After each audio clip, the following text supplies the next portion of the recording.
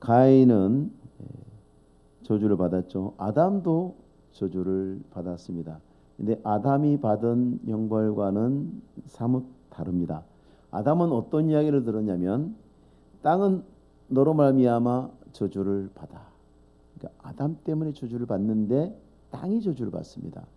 근데 가인은 네가 땅에서 저주를 받아입니다. 달라요. 다르고 아담이 들은 말의 뒷부분은 뭐냐면 너는 네 평생에 수고하여야 그 소산을 먹으리라. 먹습니다. 먹기는. 근데 수고를 해야 되죠. 땅에 대해서 하나님의 은혜 손길이 멈춘 것이고 가인이 받은 저주는 이제 살인자로서 가인이 받은 것입니다. 가인 개인이 받은 것입니다. 아담은 수고하고 애쓰면 땅의 소산을 먹을 수는 있습니다. 근데 가인은 네가 밭을 갈아도 땅이 다시는 그 효력을 내게 주지 아니할 것이요 너는 땅에서 피하며 유리하는 자가 되리라. 가인이 뭐 하는 사람이었습니까? 하나님께 무엇으로 제사를 드렸죠? 땅의 소산으로 제사를 드리던 사람이었죠. 농사하던 자입니다. 그런데 땅이 다시는 효력을 주지 않아서 땅에서 피하며 유리하는 자가 될 것이다. 농민들의 특징은 정착하는 자죠. 옛날에 소비에트 연방이 공산주의 혁명할 때 노동자 농민이라고 했습니다만 가장 걸림이 되는 것이 농민들이었습니다. 농민들은 땅에 대한 소유욕이 너무 강해서 이 공동 소유라는 것에 적응을 잘 못해요. 아무리 세월이 지나도 땅을 갖고자 하는 그 농민의 그 마음을 어떻게 할 수가 없어요. 지금도 북한에 보십시오. 조그마한 마당 하나라도 주면 거기서 생산성이 4배, 5배가 나온다잖아요. 일반 농장의 4배, 5배. 개인 소유의 밭대기 하나 조그마한 거 있으면 거기를 열심히 일궈서 그런데 하나님이 땅이 다시는 네게 효력을 주지 않을 것이다. 아담의 저주는요. 아담의 모든 후손들이 이어받습니다. 그래서 모든 아담의 후손들은 아담의 저주를 이어받습니다. 가인의 저주는 가인에게만 주신 저주입니다. 형제를 살인한 죄를 범한 가인이라는 개인에게 주신 저주죠. 오늘날에도 하나님을 안 믿는 사람들 가운데에도 적극적으로 악을 행하고 죄를 짓고 정말 누가 봐도 못되게 사는 사람이 있고 그냥 무던해 보이게 사는 사람도 있습니다. 사람의 눈에 봤을 때에 그 사람이 같은 형벌을 받을 거라고 우리가 생각하지는 않죠. 안 믿는 사람들도 마음으로 생각해 보기에 그건 아닌 것 같아요. 그래서 사람들이 사후 세계관을 이야기할 때에 이 세상에서 악을 행하는 사람들이 징벌을 받을 것이라는 것에 대한 기대를 갖고 있죠. 물론 자기도 악인이지만 그것을 깨닫지 못하고 있을 뿐입니다만은. 자, 가인 이외의 모든 사람들 당시에 존재했습니다만은 하나님께서 지금 특별히 이 살인죄를 저지른 가인에게만 이 저주를 내렸습니다. 자, 가인에게 너는 땅에서 피하며 유리하는 자가 될 것이다 라고 하셨는데 죄를 지은 사람은 반드시 징벌을 경험합니다. 어떻게든지 징벌을 경험합니다. 국가가 징벌을 안 해도 징벌을 경험하게 되어 있습니다. 내가 권력이 있고 내가 요령이 있어서 나는 법망에 걸리지 않아 라고 하는 사람들, 그래서 죄짓고 나쁜 일 하는 사람들 어리석습니다. 자기와 자기 자손이 반드시 그 벌을 돌려받게 되어 있습니다. 자, 사람들 가운데 피하며 유리하는 자가 되었다. 더 이상 이제 가인에게 평안이 없다는 뜻입니다. 마음이 불안해하고 떨면서 마음에 평화가 없습니다. 늘 슬픔 가운데 짓눌려 사는 인생. 근데 이건 하나님께서 보여주시는 말씀하시는 후대에 대한 경고이기도 합니다. 범죄한 사람은 똑같은 것을 경험합니다. 범죄를 저지르는 사람은요, 자신이 다른 사람을 바라보면서 그 사람을 범죄의 대상으로 보잖아요. 그렇기 때문에 다른 사람이 나를 바라볼 때에 범죄의 대상으로 볼 거라고 생각을 해요. 사기를, 다른 사람을 속여서 재물을 빼앗는 그러한 일들을 하는 사람은요, 다른 사람의 호의에 절대로 마음을 열 수가 없습니다. 저것도 사기꾼일 것이다 라고 생각을 하는 거죠. 왜냐하면 자기도 그렇게 했거든요. 호의를 보여서 사람들이 마음을 놓게 하고, 그 사람들이 신뢰를 얻은 다음에 그것을 배신해서 그 사람의 것을 가져오는 것에 익숙했기 때문에 누구도 못 믿는 거예요. 그럼 범죄하는 사람에게 주어진 천벌입니다. 범죄 대상으로 봐요. 다른 사람도 자기를 그렇게 볼 거라고 생각을 해요. 항상 그 두려움이 뒤를 쫓아옵니다. 땅을 파먹고 살던 사람이 더 이상 땅에서 아무것도 얻을 수 없을 뿐만 아니라 땅에 정착하지 못하고 끊임없이 또 돌아다녀야 하는. 가인은 아벨을 어떻게 죽였습니까? 속여서 죽였죠. 아벨에게 웃는 얼굴로 다가가고 따뜻한 미소로 대화하면서 마음을 놓게 하고 뒤에서 돌로 쳐 죽였겠죠. 누구도 내 뒤에 있는 것이 불안합니다. 내 뒤에 사람이 있으면 불안합니다. 늘 뒤를 돌아봅니다. 사람이 무섭습니다. 어디서 사람 만나면 반가워야 되는데 사람이 무섭습니다. 가인에게 지금 거의 나타나고 있죠. 누가 호의를 베풀어도 가인은 무섭습니다. 왜? 자기가 동생에게 호의를 베풀어서 동생을 죽였거든. 저 사람이 나를 보고 웃다가 언제 돌로 칠지 칼로 찌를지 쭈삣쭈삣하면서 범죄를 저지르고 수배 중에 도망다니는 사람들의 심리 상태에 보십시오. 사람들이 다 자기만 쳐다보고 있는 것 같죠. 내가 뭘 놓고 자리에 있나서 누가 날 불러도 나를 잡으러 오는 경찰인 줄 알고 도망갑니다. 선생님 가방 두고 가셨어요? 도망갑니다. 선생님 하면 도망갑니다. 뜁니다. 에덴 동산에서 인간을 파괴하기 위해서 유혹했던 뱀이 뭘 시켰습니까? 죄 짓도록 했죠. 죄 짓도록 했어요. 죄만 짓게 만들면 그 다음부터는 알아서 괴롭습니다. 인간은 더 이상 행복한 존재가 될 수 없습니다. 늘 불행할 수밖에 없습니다. 그래서 범죄한 사람들은 다른 사람들과의 모든 관계 속에서 평화를 누리고 안식을 얻지 못합니다. 범죄하는 것은 그렇기 때문에 다른 사람에게 해를 가하는 것이기도 하면서 동시에 자기 스스로를 자해하는 것, 자기 스스로를 해치는 것입니다. 왜냐하면 죄는 어떤 인간도 행복하게 하지 못하기 때문에. 독약을 마시고 나는 괜찮을 거라고 생각하는 사람이 있겠습니까? 독약을 마시면 내가 죽을 거라고 생각하면서 죄를 지면 어떻게 내가 행복할 거라고 상상을 합니까? 있을 수 없는 상상이죠. 근데 그런 상상을 해요. 그럴 거라고 막연하게 생각을 하면서 죄를 짓죠. 우리가 하나님에게 순종하지 않는 사람이 얼마나 우리를 불행하게 하는 것인지 우리는 곰곰이 생각해 봐야 됩니다. 하나님 앞에서 범죄한 것이 이렇게 사람을 뒤쫓아다니면서 그 사람을 괴롭힌다. 그러면 우리가 하나님 앞에서 선한 마음으로 신앙생활을 하지 못하고 열심으로 하나님을 섬기지 못하고 정직한 양심으로 순전한 믿음으로 하지 못한 것은 그럴 수 있는 일이 아니라 그것은 나를 끊임없이 하나님 앞에서 범죄한 자가 되어서 그 죄로 인해서 심판과 징계 가운데서 내가 벗어날 수 없게 만드는 나의 불행의 모든 근원이 되는 일이라는 것을 우리를 저주 가운데 있게 하는 것이라는 것을 생각해 봐야 됩니다. 하나님 앞에 죄가 되는 것 절대 작은 일이 아닙니다. 그건 하나님께만 영광이 안 되는 것이 아니라 내 스스로의 삶을 망가뜨려 버리는, 나와 내 자손에게 흘러가야 될 하나님의 은혜의 통로를 막아버리는, 극단적으로 자신을 해치는 일입니다. 누가복음 6장 42절에서 예수님께서 외식하는 자들, 범죄하는 자들의 삐뚤어진 인식 체계를 드러내 보여주시면서 경계하신 적이 있죠. 너는 네 눈 속에 있는 들보를 보지 못하면서 어찌하여 형제에게 말하기를 형제여 나로 내 눈 속에 있는 티를 빼게 하라 할 수 있느냐.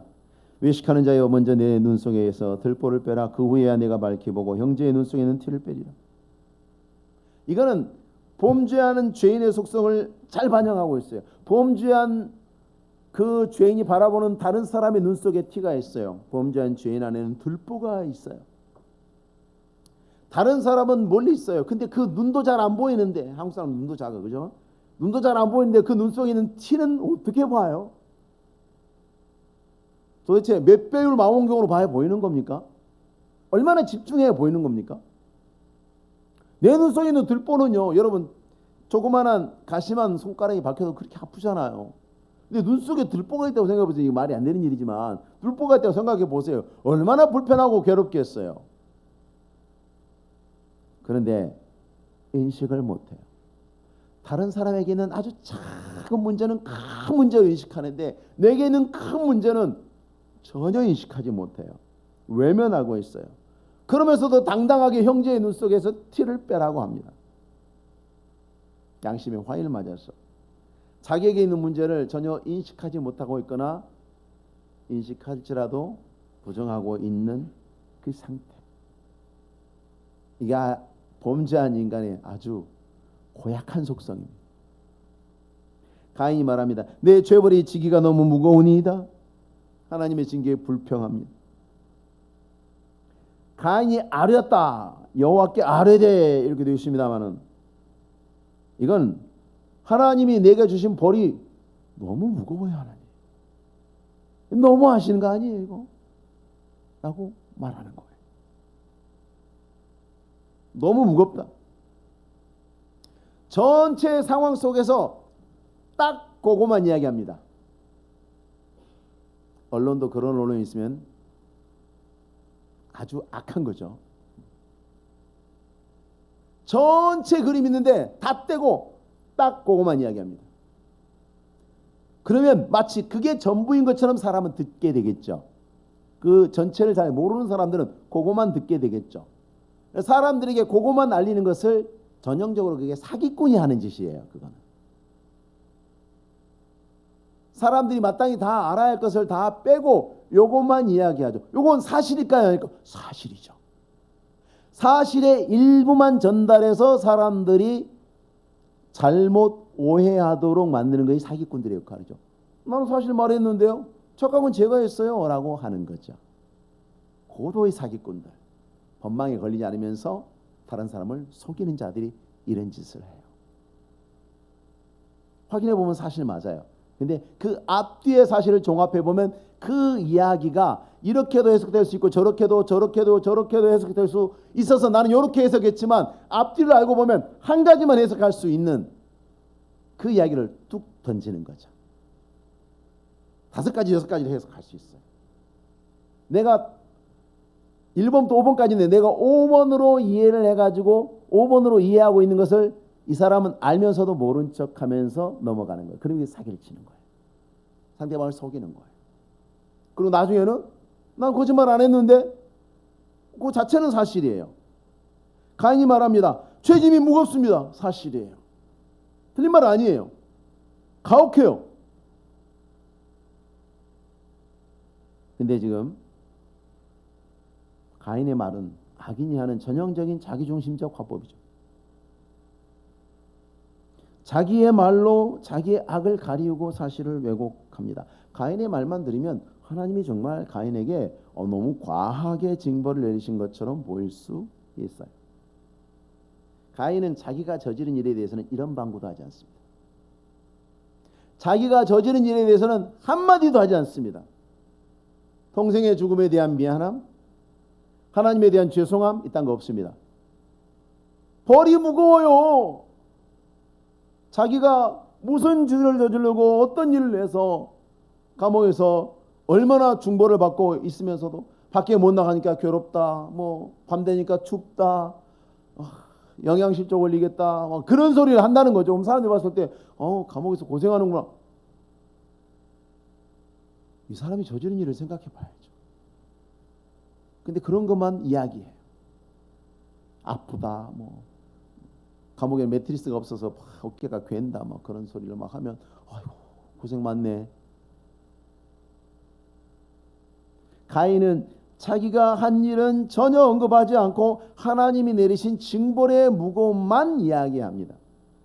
징벌이 무거운 것은 분명한 일이죠. 근데 가인의 죄에 대하면 정당한 징벌이죠. 가인의 죄의 크기에 대하면 하나님은 언제나 공정하시죠. 하나님은 언제나 정의롭습니다.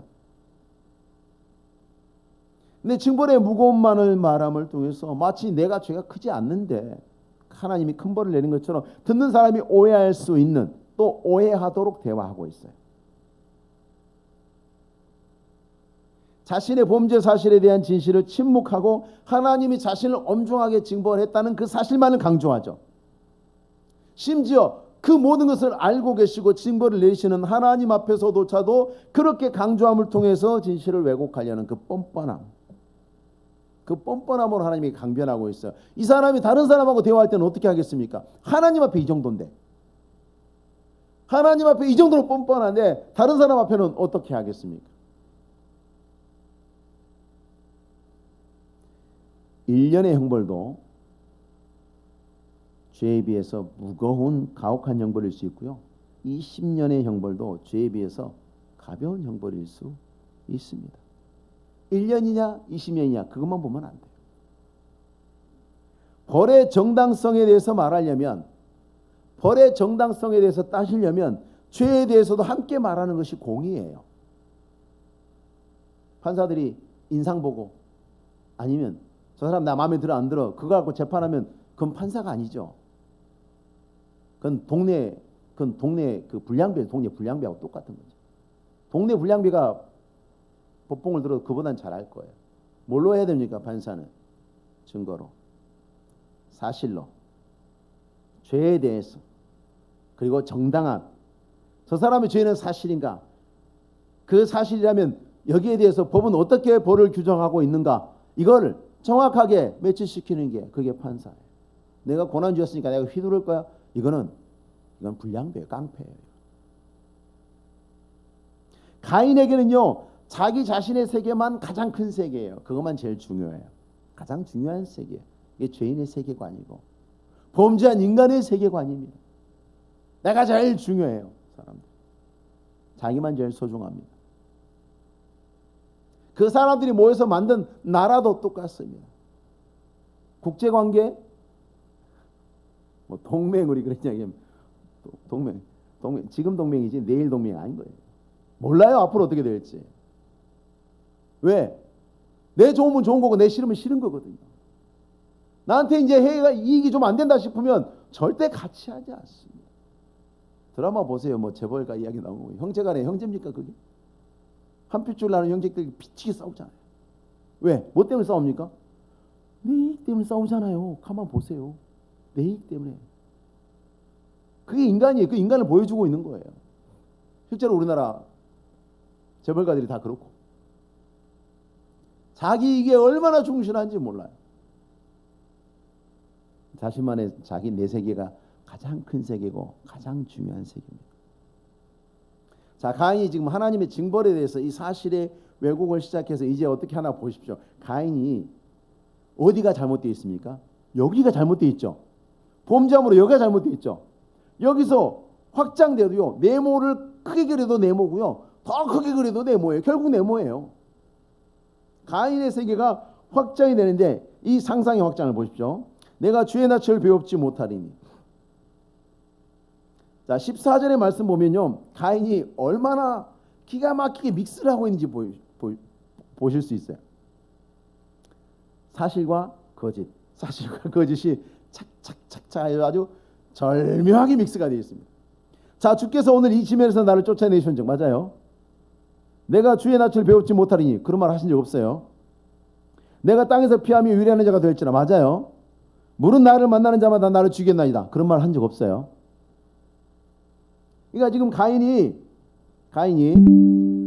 징벌을, 하나님의 징벌을 말할 때 하나님께서 네가 땅으로부터 저주를 받을 것이다 말씀하셨지만 가인은 징벌이 무겁습니다만 이야기를 해서 자신의 죄를 약화시키죠. 그러면서 범죄한 자를 형벌하는 중에도 자비를 베푸시는, 아담과 하와에게도 자비를 베푸셨고 가인에게도 자비를 베푸시는 그 하나님의 성품을 왜곡합니다. 내가 주의 낯을 배웁지 못하리니.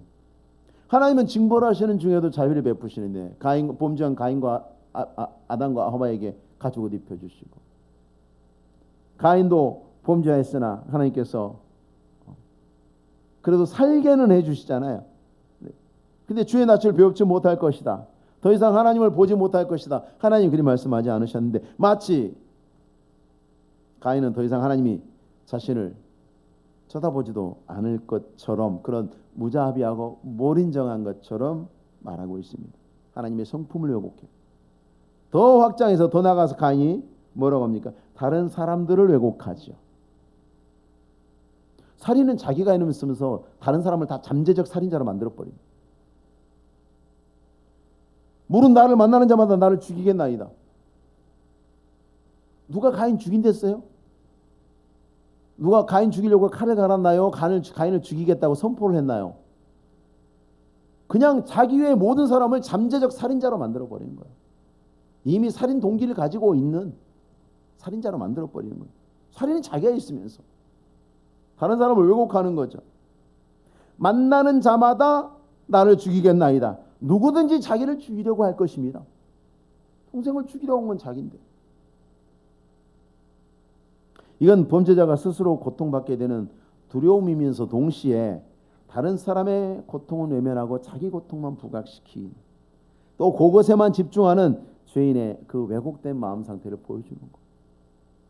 그러니까 이제 우리가 보통 그러잖아요. 다른 사람의 고통에 전혀 공감 못하는 사람들, 사이코패스들, 사람을 흉악하게 죽이죠. 왜냐하면 동정심이 1도 없어요. 공감 능력이 전혀 없어요. 내가 이걸 사람이 찔리면 저 사람이 하면은 아픈가? 전혀 공감이 안 되는 거죠. 나만 중요해. 저 사람은 전혀 중요하지 않기 때문에 저 사람이 뭘 어떻게 하든지 간에 전혀 신경을 쓰지 않는 거죠. 가인이 지금 그러고 있어요. 내가 했을 때 동생은 얼마나 아팠을까? 그 돌을 맞고 쓰러지면서, 내 돌을 맞고 쓰러지면서 동생은 얼마나 슬펐을까? 뭐 그런 거 생각 안 해요. 그냥 이제 사람들이 다 나를 죽일 것 같은데? 그러면서 자기의 아직 존재하지도 않는 일을 마치 지금 당하고 있는 것처럼 엄살을 피우면서, 자기는 흉악한 살인자였으면서 오히려 다른 사람이 자기를 죽이려고 한다는 그 사람들의 있지도 않는 의도를 가지고 막 희생자인 것처럼 고통스러워하면서 행동하고 있습니다. 죄인의 이 왜곡된 본성이 끊임없이 모든 영역에 적용되는 것. 인간 세계가 똑같습니다. 근데 하나님이 이 가인의 말도 안 되는 소리를 들으면서 우리는 성경을 읽으면서, 야, 하나님 왜 15절처럼 말씀하시지? 하나님 왜 15절처럼 말씀하실까? 가인 혼내셔야지. 야, 이놈아, 네가 지은 죄를 생각해봐야지. 응? 네가 한 건 생각 안 하고 엄살나 피우고 말이야. 그렇게 하셔야 될 것 같은데 그렇게 말씀 안 하시죠. 마치 맞장구 치시는 것 같아. 가인의 주장에 대해서 그렇지 아니하다. 가인을 죽이는 자는 벌을 7배나 받으리라. 뭐 이건 살인자의 인권을 옹호하는 겁니까? 요즘 뭐 그런 얘기예요. 뭐 살인자의 인권을 옹호한다. 어떤 상황에는 맞고 어떤 상황에 안 맞는 말이겠습니다만, 하나님이 지금 가인 편 들어주는 게 아닙니다. 가인 편 들어주는 게 아니에요. 하나님은 지금 공의에 대해서 말씀하시고 있는 거예요. 사람들에게 말하고 있는 거예요. 가인처럼 하지 마라. 그 이야기하고 계시는 거예요.